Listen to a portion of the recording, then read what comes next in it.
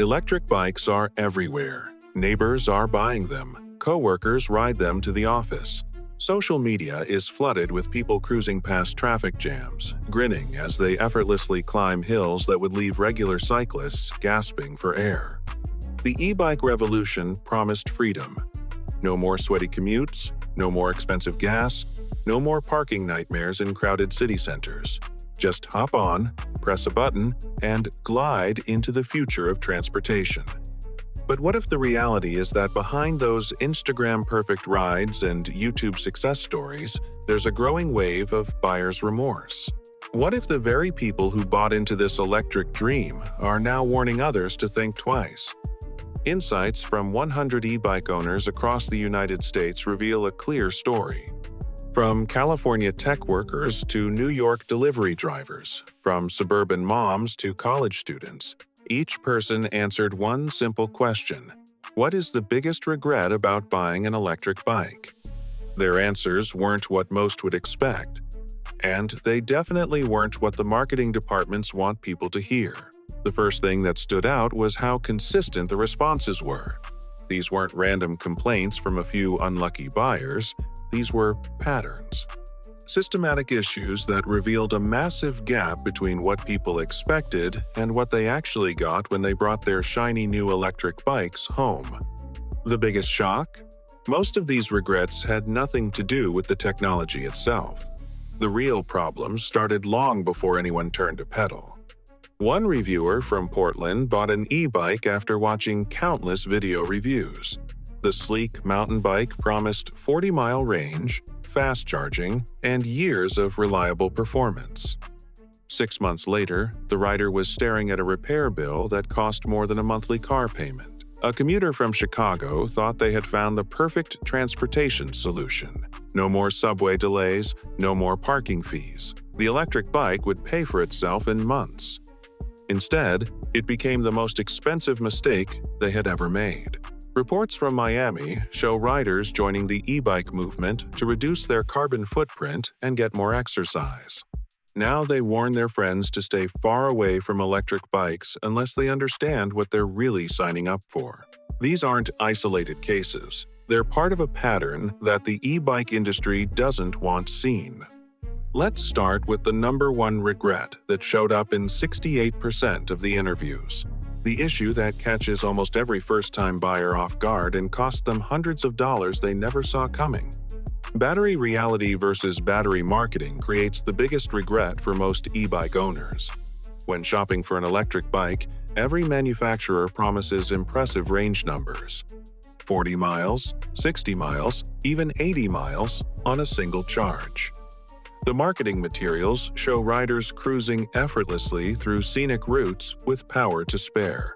But real-world battery performance tells a completely different story. Temperature, terrain, rider weight, assist level, wind conditions, and tire pressure all dramatically affect how far an e-bike can actually travel. That promised 40-mile range becomes 20 miles on a cold morning with headwinds. In hilly terrain with a heavy rider using maximum assist, it might drop to 15 miles or less.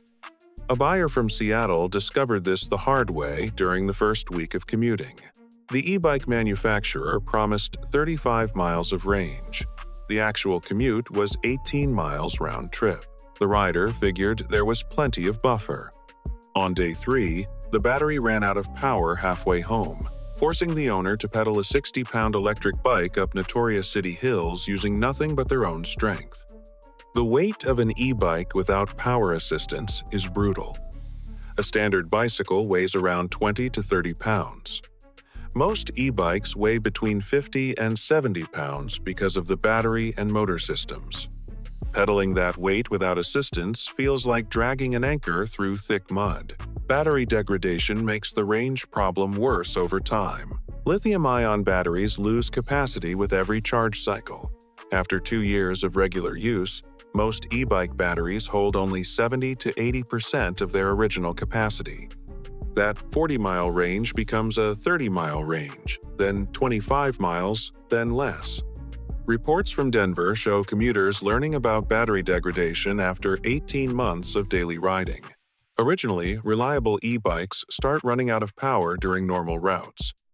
A battery that once carried a rider 22 miles now dies after 16 miles. When contacting the manufacturer for support, they are offered replacement batteries for $850. Replacement battery costs shock most owners. A new battery typically costs between $400 and $1,200, depending on the bike model and capacity. For many e-bike owners, this represents 20 to 40% of what they paid for the entire bike. Imagine buying a car and being told that replacing a major component would cost $8,000 after 2 years. Battery charging times create daily frustration that most buyers never considered. While manufacturers advertise quick charging, the reality involves careful battery management to maximize lifespan. Fast charging generates heat that degrades lithium-ion cells. Most e-bike experts recommend slower charging to preserve battery health, which means 4 to 8 hours for a full charge. An essential worker from Austin, working 12-hour shifts at a hospital, bought an e-bike to avoid parking fees and get exercise during the commute. But those long shifts meant the battery couldn't fully recharge between rides.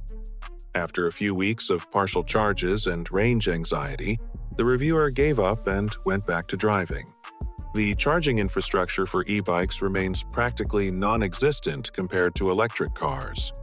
While auto manufacturers build supercharging networks and cities install charging stations, e-bike riders are on their own. You can't just stop at a charging station during a long ride. Riders are limited by the range they start with, and there's no backup plan if miscalculations occur. Cold weather destroys e-bike battery performance in ways that shock owners in northern climates. Lithium-ion batteries lose 30 to 50% of their capacity when temperatures drop below freezing. A summer range of 30 miles becomes a winter range of 15 miles. In extreme cold, batteries can shut down completely to protect the cells from damage. One owner from Minnesota bought an e-bike in July and loved the 40-mile range for weekend trail rides. When winter arrived, that same route left the rider stranded 8 miles from home when the battery died in 20-degree weather.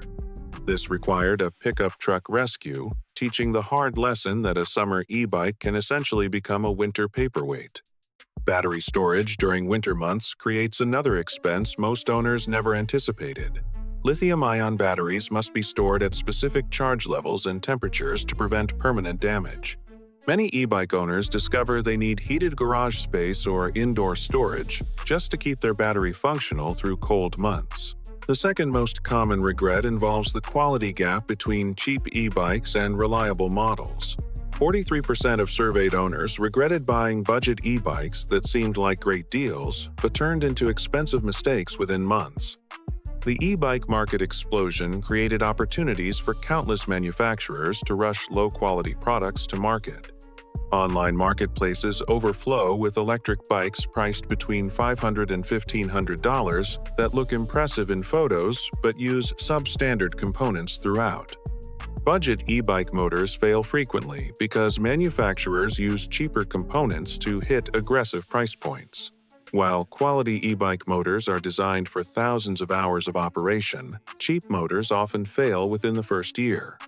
Motor replacement costs typically range from $300 to $800, assuming you can find parts and service.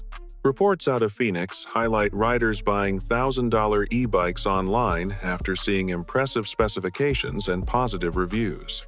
Within 6 months, motors start making grinding noises during hills. By month 8, they die completely during commutes to work. The manufacturer's customer service often consists of an automated email suggesting riders contact a local repair shop. However, no local shops will work on specific, generic brands because replacement parts aren't available. Cheap e-bike frames and components create safety hazards that budget-conscious buyers often discover too late. Low-quality welds can crack under stress. Cheap brakes fade during long descents.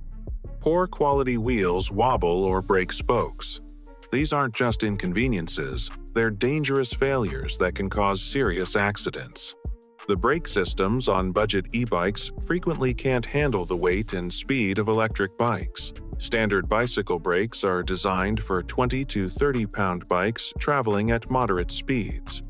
When you add 30 pounds of motor and battery and increase average speeds by 50%, cheap brakes become inadequate and dangerous.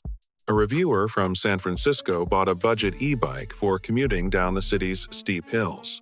After 3 weeks, the brake pads were completely worn down and the rotors were warped from overheating. A bike shop advised that the entire brake system needed replacement because the original components were never designed for e-bike use. The repair ended up costing more than the original price of the bike. Customer service for budget e-bike brands often disappears after the sale. Many online e-bike companies are essentially importers who rebrand generic bikes and sell them through websites with impressive marketing. When problems arise, these companies have no real technical support, no parts inventory, and no authorized repair network. Software problems plague cheap e-bikes because manufacturers use generic control systems without proper integration or testing. Display screens fail, battery management systems malfunction, and motor controllers burn out. These electronic failures often require specialized diagnostic equipment that most bike shops don't have. Warranty coverage on budget e-bikes sounds impressive on paper but proves worthless in practice. Many companies offer 2-year warranties, but require owners to ship bikes back to warehouses at their own expense. Shipping costs for 60-pound e-bikes often exceed $200 each way. Even if warranty claims are approved, owners wait weeks or months for repairs while paying shipping costs that approach the original bike price. The third major regret category involves weight and practicality issues that most buyers completely underestimate. 37% of surveyed owners reported wishing they had understood how the weight and size of e-bikes would affect their daily lives.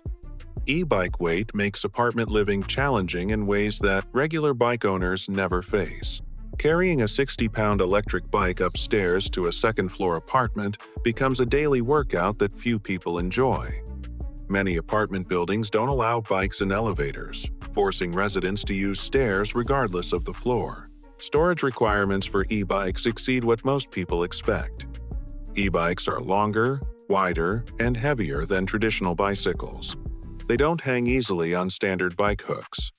They require more floor space in garages, basements, or bike rooms. In urban areas, where storage space costs premium rates, e-bike storage becomes an ongoing monthly expense. An apartment dweller in New York City bought an e-bike to avoid subway commutes but discovered a 4th-floor walk-up apartment made bike storage impossible. Attempting to leave the bike in the basement resulted in it being stolen within a week. Bike storage facilities near the apartment cost $80 per month, which eliminated most of the money saved by not buying subway passes. E-bike theft targets these expensive bikes specifically because they're worth more than traditional bicycles and contain valuable battery systems. A good e-bike lock system costs $200 to $400 and weighs another 5 to 10 pounds. Many e-bike owners end up carrying multiple heavy locks just to protect their investment. Battery security adds another layer of complexity because removable batteries are prime theft targets. A replacement e-bike battery costs hundreds of dollars and requires no proof of ownership to purchase. Thieves target e-bikes specifically to steal batteries for resale. Owners must either carry heavy batteries with them or risk theft every time they park. Car transportation becomes complicated with e-bikes because of weight and battery concerns. Standard bike racks aren't designed for 60-pound bikes. Roof racks become dangerous because lifting heavy e-bikes overhead risks injury and damage. Even specialized e-bike racks cost $200 to $500 and may require trailer hitch installation. Air travel with e-bikes is essentially impossible due to airline restrictions on lithium-ion batteries. Most airlines prohibit batteries over 100 watt-hours in checked or carry-on luggage. E-bike batteries typically range from 400 to 800 watt-hours. This means e-bike owners can't travel with their bikes on airlines, limiting vacation and trip opportunities. Public transportation rules vary wildly for e-bikes, creating confusion and frustration for owners who expected easy integration with buses, trains, and subways. Many transit systems classify e-bikes differently than traditional bicycles and prohibit them during peak hours or entirely.